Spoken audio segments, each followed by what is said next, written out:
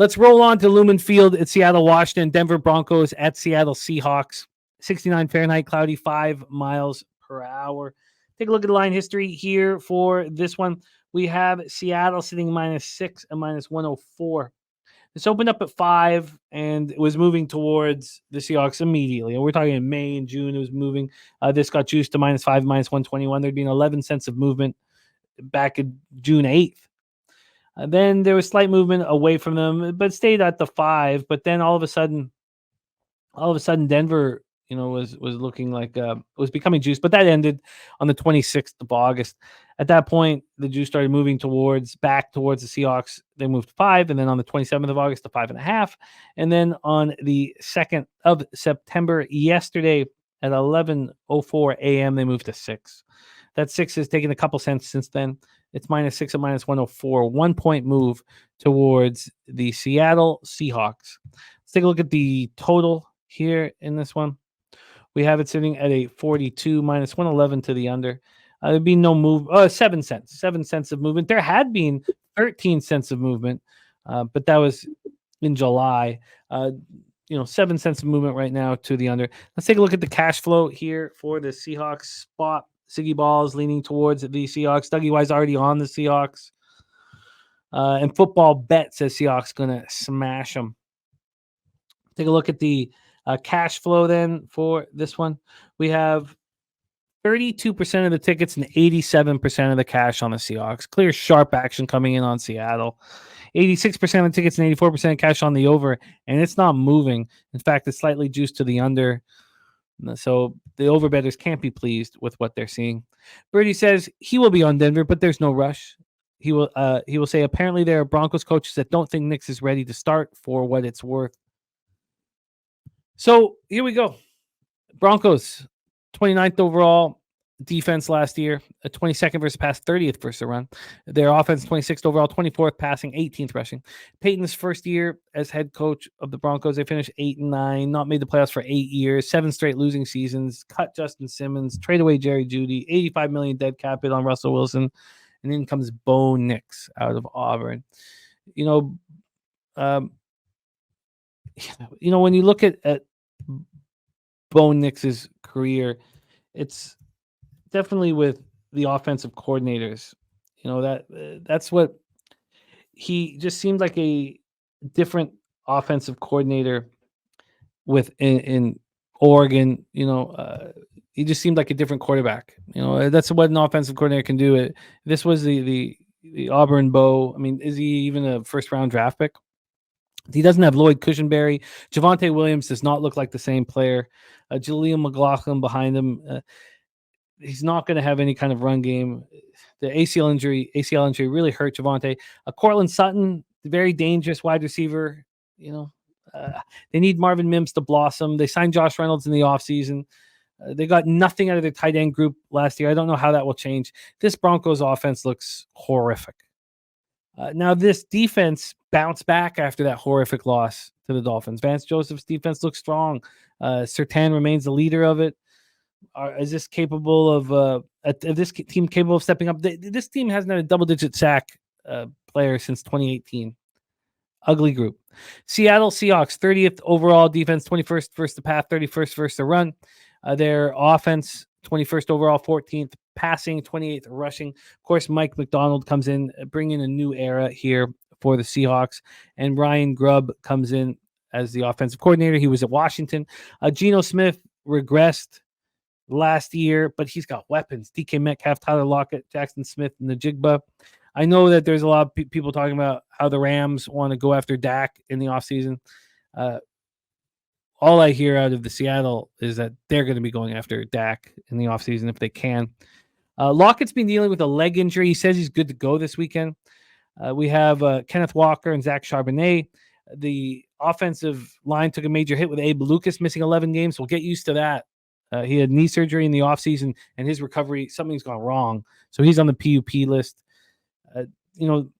They trade for Leonard Williams, assign him to a 3-year, $64.5 million contract. They signed Jonathan Hankins, use a 16th overall pick for defensive tackle Byron Murphy. Bobby Wagner gets picked on. He gets picked on in coverage. I don't know what Dan Quinn. You have to think that Dan Quinn has a vividness bias of Bobby Wagner, but we can get into that later. They signed Jerome Baker from the Dolphins, Tyrell Dodson from the Bills, but Jerome Baker's been dealing with a hamstring injury. They expect him to be good to go. Uchenna Nwosu is not good to go. Sprained MCL in the preseason. He's out for 2 to 6 weeks. The secondary, look, Witherspoon's a monster. Julian Love's still there. Jamal Adams, Quandre Diggs gone. Witherspoon, Love, and Reek Woolen, very, very strong secondary. Take it away for us here. Do you agree with this market move towards the Seahawks? What's your plan for Broncos, Seahawks, Troy? Yeah, I absolutely believe in this market move towards the Seahawks. And that's tough to say because I definitely flagged the Seahawks and this Broncos team as fade teams last season. And I'm not ready. I'm ready to board the Seahawks fade train at this point because my expectations for this defense are pretty dang high. I think they're poised to take a massive step forward under McDonald. I think they have a bunch of talent on the defense, and I think they're going to be incredible in defending the run.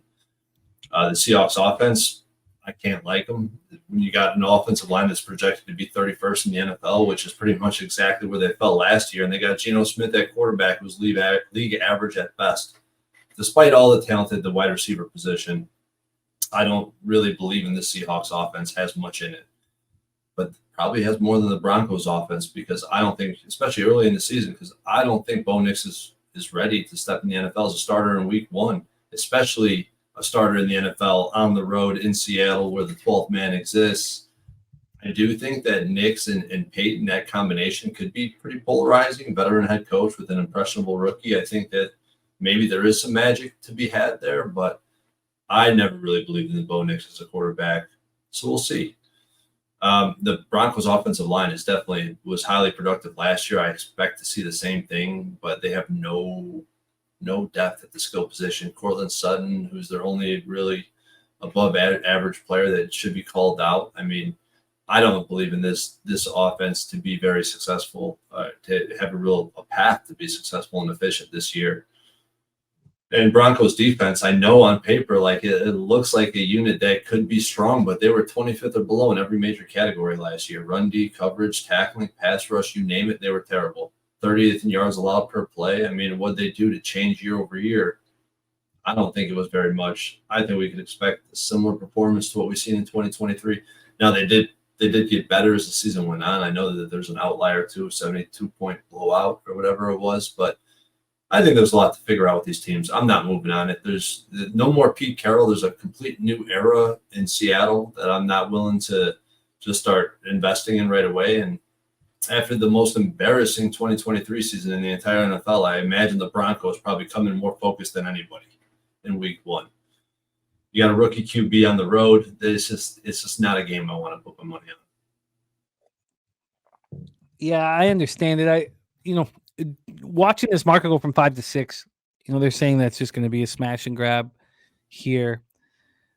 I find it difficult to sell Peyton's teams too short. And then hearing Birdie wanting the Broncos, and wanting to wait on this, I'm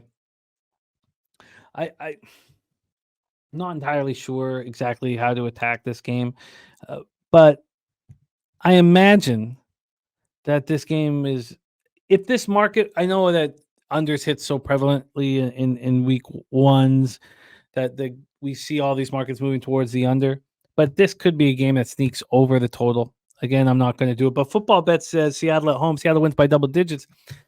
God, it's not being Lumen Field not being a friendly place to the Seahawks for the last few years when it was such a dynamite place. If you go back 6-7 years. No interest here from Troy. Broncos, Seahawks, no interest from me either, but I would have some interest in the over. I'm not high on either defense.